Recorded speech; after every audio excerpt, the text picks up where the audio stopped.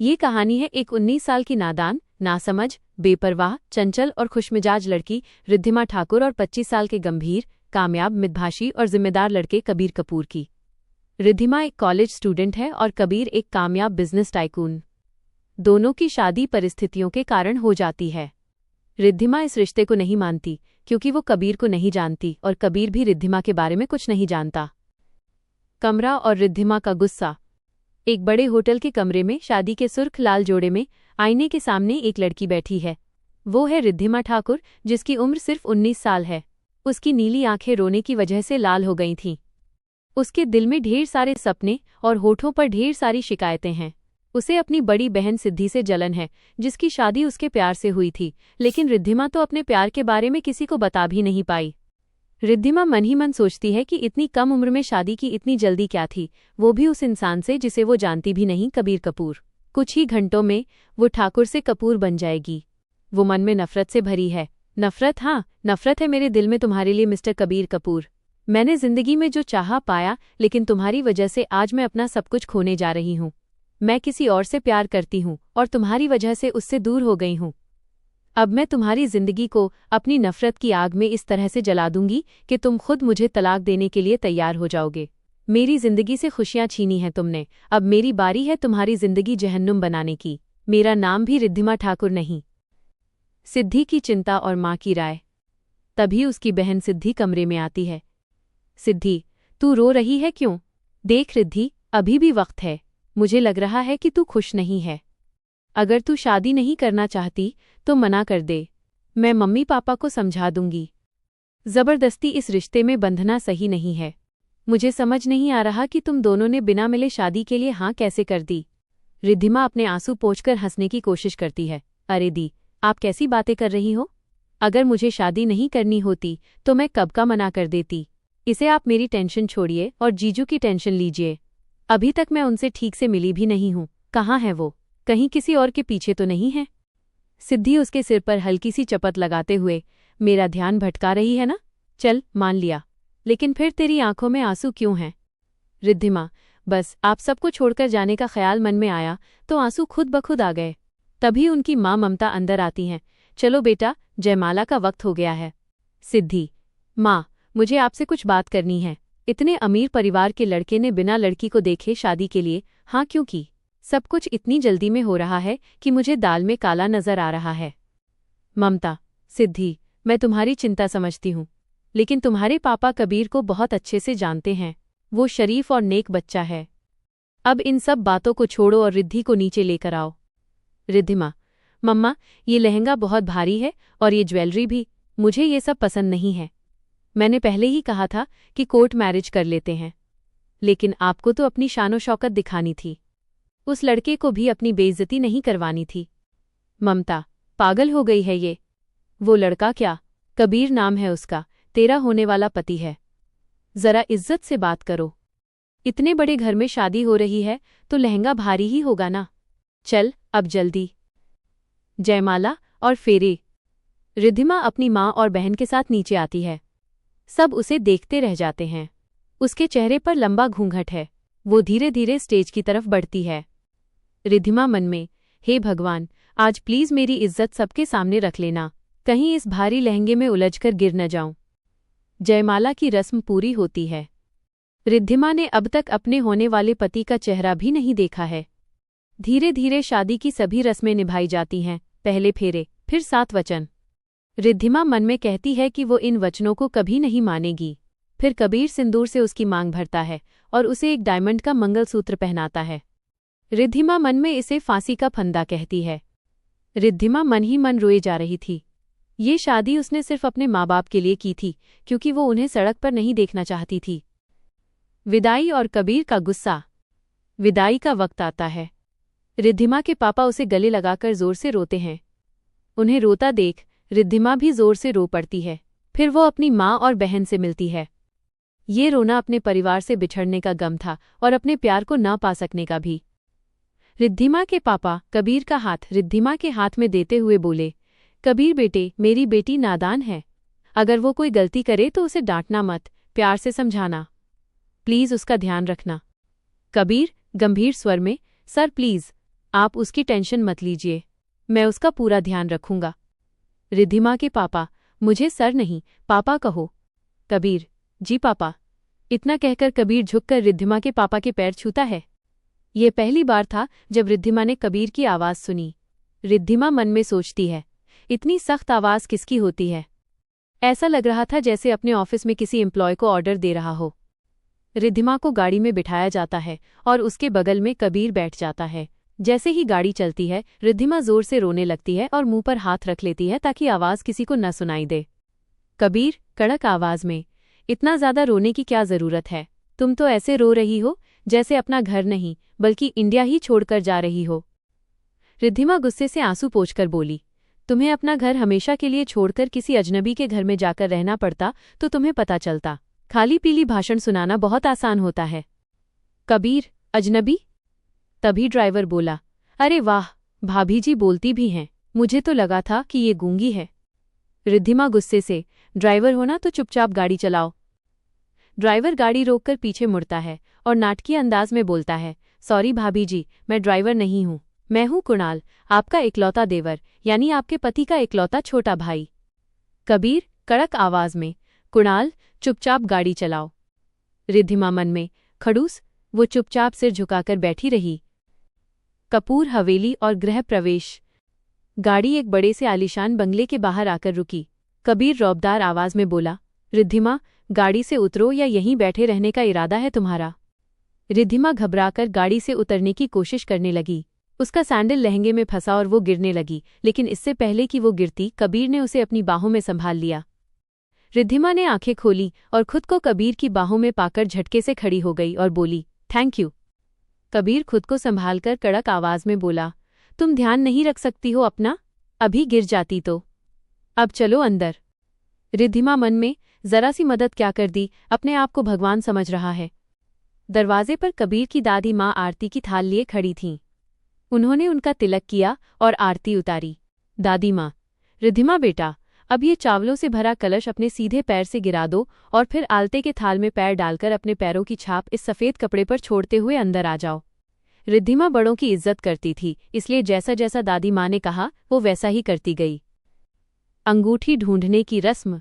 थोड़ा आगे आकर रिद्धिमा ने देखा कि जमीन पर कई सारे थाल एक लाइन से रखे हुए थे। दादी माँ ने कबीर से कहा, कबीर, तुम्हें ये थाल एक एक करके तलवार से छूकर इधर उधर करने हैं, और रिद्धिमा बेटा, आपको ये सारी थाल एक एक करके उठानी है, लेकिन बिल्कुल बिना आवाज़ के। अगर आवाज़ हुई तो इसका मतलब तुम दोनों के बीच उतनी ही लड़ाइयाँ होंगी। रिद्धिमा मन में, हम दोनों के बीच तो सिर्फ लड़ाइयाँ ही लड़ाइयाँ होनी हैं। मैं जानबूझकर सारी थाल गिरा दूंगी। कबीर तलवार से थालों को छूकर इधर उधर करता रहा और रिद्धिमा धीरे धीरे सारी थाल बिना आवाज़ के उठा लेती है। लेकिन आखिरी में जैसे ही वो जानबूझकर सारी थाल गिराने लगती है, कबीर झट से उन थालों को पकड़कर गिरने से बचा लेता है, जिससे शोर तो होता है मगर बहुत थोड़ा सा। दादी माँ, तुम दोनों के बीच में छोटी मोटी लड़ाइयाँ तो ज़रूर होंगी, लेकिन कबीर कभी भी उन्हें बड़ी लड़ाइयों में नहीं बदलने देगा। वो हमेशा अपनी समझदारी से झगड़ों को प्यार से खत्म कर देगा। दादी की ये बात सुनकर दोनों एक दूसरे को देखने लगते हैं। कुणाल कबीर के कंधे को दबाते हुए बोला, अरे भाई, इतनी जल्दी भी क्या है? पूरी रात है आप दोनों के पास एक दूसरे को निहारने के लिए। जल्दी से रस्में खत्म कीजिए और जाइए अपनी दुल्हन को लेकर अपने कमरे में। फिर दादी माँ ने अंगूठी ढूंढने की रस्म करवाई, जिसमें रिद्धिमा 2 बार जीती। रिद्धिमा जीतने के बाद इतनी खुश हुई जैसे उसने कोई जंग जीत ली हो। कबीर, दादी माँ, अब मैं बहुत थक गया हूँ, क्या मैं अपने कमरे में जाऊँ? दादी माँ, बस थोड़ी देर और रुक जा कबीर। आखिरी रस्म और कमरा। फिर दोनों भगवान और घर के बड़ों का आशीर्वाद लेते हैं। कबीर के माता पिता का एक रोड एक्सीडेंट में निधन हो गया था जब वो 15 साल का था। उसने ये शादी भी सिर्फ अपनी दादी माँ की खुशी के लिए की थी। कशिश, कबीर की छोटी बहन, भाई, अब आपको भाभी को अपनी गोद में उठाकर कमरे तक ले जाना है। कबीर, कशिश, तुम्हारी भाभी खुद चल सकती है। रिद्धिमा मन में, भगवान ने पैर दिए हैं मुझे और तुम्हारी मदद की कोई ज़रूरत नहीं है। दादाजी, कबीर बेटा, ये भी एक रस्म है जो आज तक हमारे घर में निभाई जा रही है। ये आज की आखिरी रस्म है, इसलिए प्लीज़ आप बहू को उठाइए और अपने कमरे में जाइए। रिद्धिमा मन में, no no, don't touch me. Kabir मन मारकर, ओके फाइन। कबीर ने एक झटके से रिद्धिमा को अपनी बाहों में उठा लिया। रिद्धिमा ने बैलेंस बनाने के लिए अपनी दोनों बाहें कबीर के गले में डाल दीं। कशिश और कुणाल ने उन्हें गुड नाइट कहा। कबीर उसे लेकर सीढ़ियों से ऊपर अपने कमरे की तरफ बढ़ गया। कमरे में जाकर उसने उसे नीचे उतारा और दरवाज़ा बंद कर लिया। रिद्धिमा ने जैसे ही कमरे में चारों तरफ नज़र घुमाई, उसके होश उड़ गए। कमरा पूरी तरह फूलों से सजा हुआ था। हर तरफ गुलाब और मोगरे की खुशबू थी, कैंडल्स जल रही थीं और रोमांटिक म्यूजिक बज रहा था। वो भूल ही गई थी कि आज उसकी सुहागरात है। रिद्धिमा पलटकर कबीर को देखती है, जो उसे ही देख रहा था। गुस्से से उसका दिमाग घूम गया। वो कबीर के पास आई और उसकी शेरवानी पकड़कर उसे अपने करीब करके बोली, सोचना भी मत। कबीर, क्या सोचना मत? रिद्धिमा, अगर तुम सोच रहे हो कि मुझसे शादी करके तुम मेरे करीब आ सकते हो या आज तुम मुझे छू भी पाओगे, तो ये सिर्फ तुम्हारी एक गलतफहमी है। तुम मुझे मेरी मर्जी के बिना हाथ भी नहीं लगा सकते। कबीर रिद्धिमा के हाथ अपनी शेरवानी से हटाता है और उसकी तरफ बढ़ने लगता है। रिद्धिमा पीछे हटने लगी और दीवार से लग गई। कबीर ने उसके दोनों ओर अपने हाथ रख दिए और बोला, कबीर, तो क्या करोगी? हाँ, बोलो, अब तुम्हारी बोलती क्यों बंद हो गई? रिद्धिमा उसकी गहरी आंखों में खो गई। फिर होश में आकर बोली, तुम ये सब करके मुझे डराने की कोशिश कर रहे हो ना? सब समझ आ रहा है मुझे। तुम जितना जल्दी हो अपनी सोच से बाहर आ जाओ। कबीर गुस्से से, तुम्हें कैसे पता कि मैं क्या सोच रहा हूं? रिद्धिमा, क्योंकि सारे आदमी एक जैसे होते हैं। आज हमारी सुहागरात है तो जाहिर है कि तुम यही सोच रहे होंगे। कबीर हंसकर, सुहागरात हूं, मुझे तुम्हें छूने का कोई शौक नहीं है और फिलहाल तो अपने ख्याली पुलाव की दुनिया से बाहर आओ और देखो कि कौन किसे छू रहा है। रिद्धिमा ने उसकी शेरवानी झटके से छोड़ दी और धक्का देते हुए बोली, मुझे भी तुम में कोई इंटरेस्ट नहीं है, समझे तुम? कबीर ने उसे कोई जवाब नहीं दिया और अपने कपड़े निकालकर बाथरूम की तरफ चला गया। रिद्धिमा चुपचाप बेड के एक कोने पर बैठ गई। पहली रात और तलाक की बात। उसे इन कपड़ों और गहनों में घुटन हो रही थी। उसने आईने के सामने जाकर अपने सिर से चुनरी उतारी और अपने बालों को खोल दिया। तभी उसे बाथरूम का दरवाज़ा खुलने की आवाज़ आई और कबीर नाइट सूट में बाहर आता दिखा। रिद्धिमा तुरंत सजग हो गई। उसे याद आया कि वो अभी भी शादी के कपड़ों में है और सामने उसका पति खड़ा है। कबीर शांत पर रौबदार आवाज़ में, तुम्हारे कपड़े अभी तक नहीं आए हैं। कुणाल शायद भूल गया होगा। रिद्धिमा, हाँ, दिख रहा है। अब मैं क्या करूं? इन सब में मुझे घुटन हो रही है। कबीर ने कबर्ड से एक लंबा सफ़ेद सिल्क का बाथरोब निकाला और रिद्धिमा की तरफ फेंकते हुए बोला, ये ले लो, यह मेरे पहनने के बाद धुला हुआ है, इसलिए छूने से तुम्हारी पवित्रता भंग नहीं होगी। रिद्धिमा गुस्से से, तुम हमेशा ऐसे ही कड़वे क्यों बोलते हो? कबीर, मैं कड़वा नहीं, सीधा बोलता हूँ। बाथरूम उस तरफ है। इतना कहकर कबीर सोफे पर बैठकर अपने लैपटॉप पर काम करने लगा। रिद्धिमा को गुस्सा आया, पर लहंगे से छुटकारा पाना था। उसने गुस्से में बड़बड़ाती हुई बाथरोब उठाया और बाथरूम में चली गई। बाथरूम से बाहर आने पर रिद्धिमा ने पूछा, और अब मैं कहाँ सोऊंगी? कबीर, ये बेड काफ़ी बड़ा है, तुम उस तरफ सो सकती हो और मैं इस तरफ। मैं तुम्हें क्रॉस नहीं करूंगा। रिद्धिमा शर्त रखते हुए, देखो, मैं इस रिश्ते को नहीं मानती। मैं जल्द ही तुमसे तलाक ले लूंगी। तब तक हमारे बीच एक दीवार होनी चाहिए। कबीर बिना लैपटॉप से नज़र हटाए, ठीक है, तलाक की बात मैंने भी सोची है। मैं जल्द ही अपने लॉयर से बात करूंगा, पर आज रात के लिए बेड पर बीच में 4 तकिए रख दो, वही तुम्हारी दीवार होगी। अब गुड नाइट। रिद्धिमा को आश्चर्य हुआ कि कबीर इतनी आसानी से तलाक के लिए तैयार हो गया। उसने गुस्से में तकियों की एक ऊंची दीवार बनाई और बेड के एक कोने में सिमट कर लेट गई। कबीर थोड़ी देर काम करता रहा, फिर लाइट बंद करके दूसरी तरफ लेट गया। रिद्धिमा लेटी हुई अपनी नफरत और खोए हुए प्यार को याद कर रही थी और सोचते सोचते सो गई। अगली सुबह और रिद्धिमा का कॉलेज। अगली सुबह रिद्धिमा उठी तो देखा कि कबीर का हिस्सा खाली था और तकियों की दीवार भी टूटी हुई थी। तभी कुणाल चाय का ट्रे लेकर अंदर आया। कुणाल, गुड मॉर्निंग भाभी जी, कैसी हैं आप? रिद्धिमा, गुड मॉर्निंग कुणाल, कबीर कहाँ हैं? कुणाल, अरे भाई तो कब के ऑफिस चले गए, वो सुबह 6 बजे उठ जाते हैं और जिम के बाद सीधे काम पर। भाभी, वो थोड़े वर्कहॉलिक हैं। रिद्धिमा, ऑफिस, शादी के अगले दिन? कुणाल, हाँ, उनके लिए काम पहले है, पर आप तैयार हो जाइए, दादी माँ ने आपको नीचे नाश्ते के लिए बुलाया है।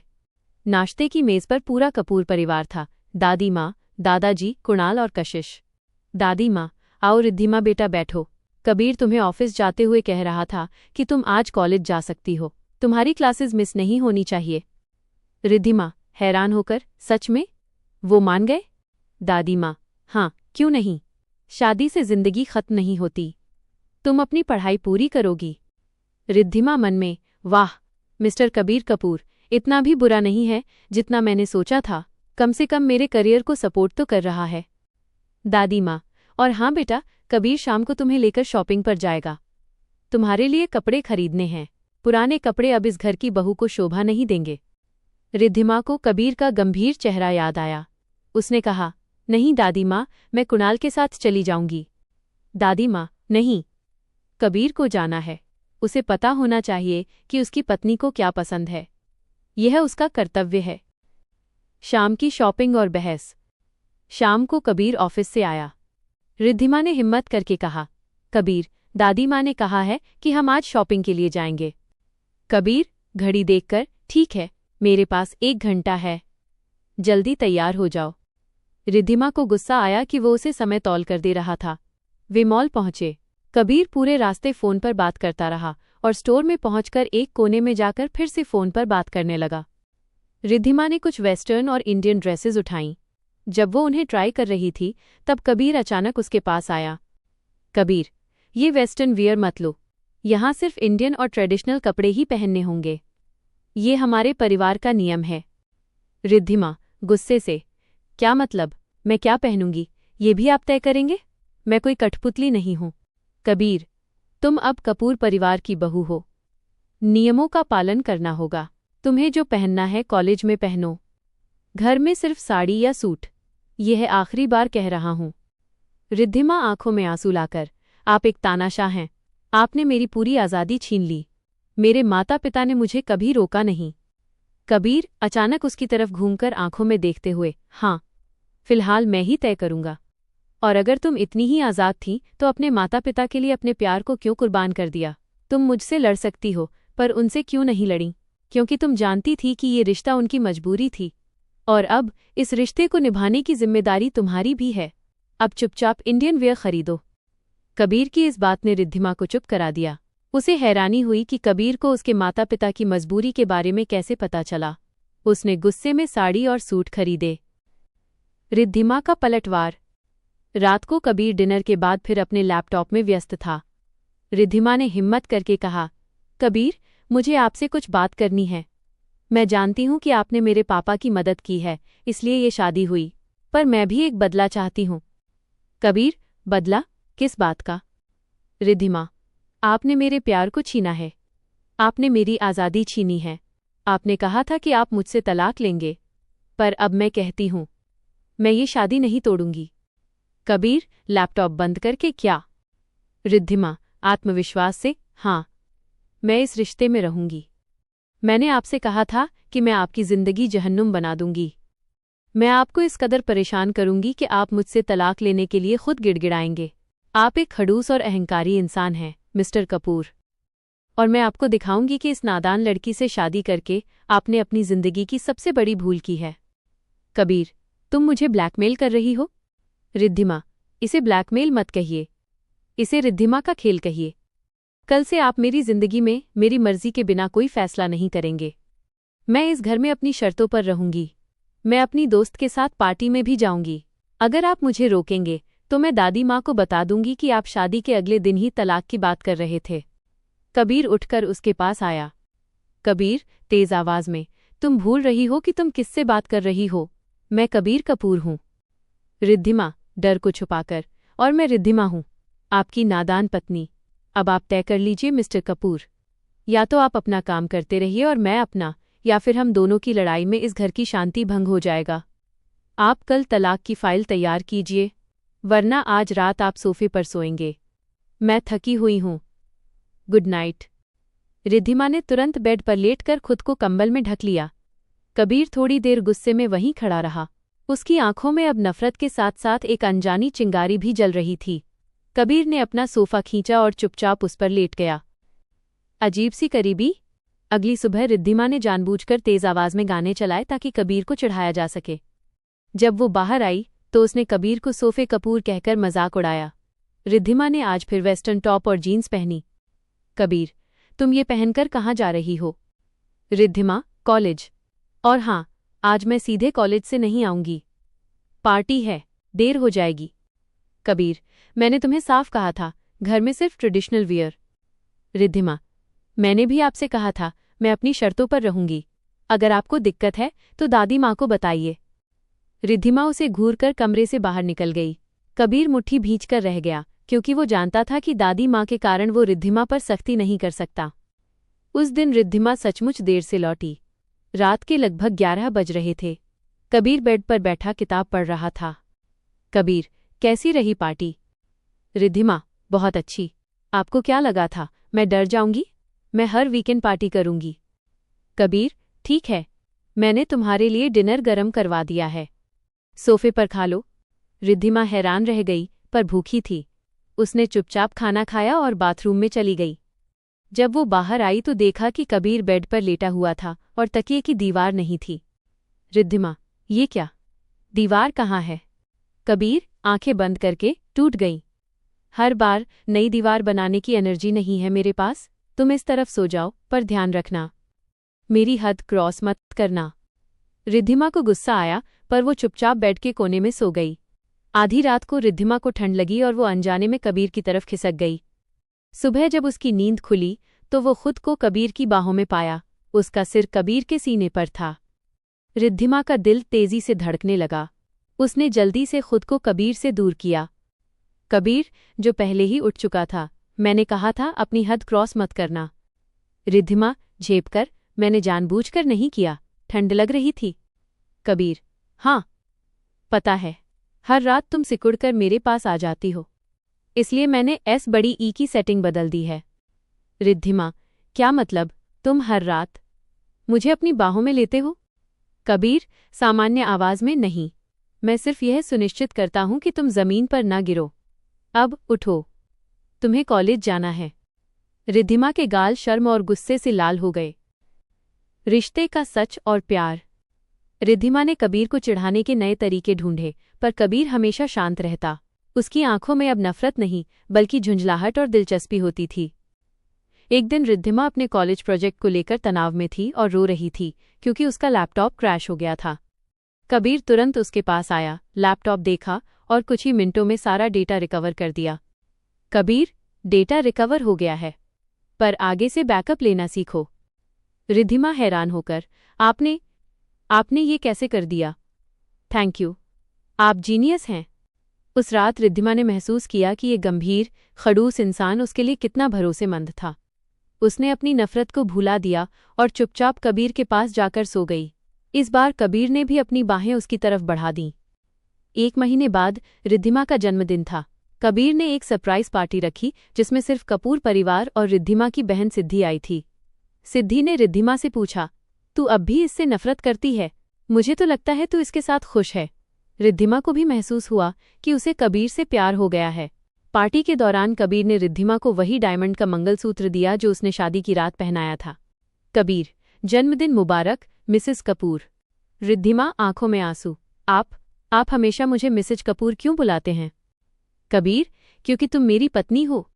रिद्धिमा हिम्मत करके, कबीर, मुझे अब और नफरत नहीं है आपसे, बल्कि मुझे डर है कि मैं। तभी दादी माँ आईं और कबीर से असली तोहफा देने को कहा। कबीर ने रिद्धिमा को तलाक के कागज दिए।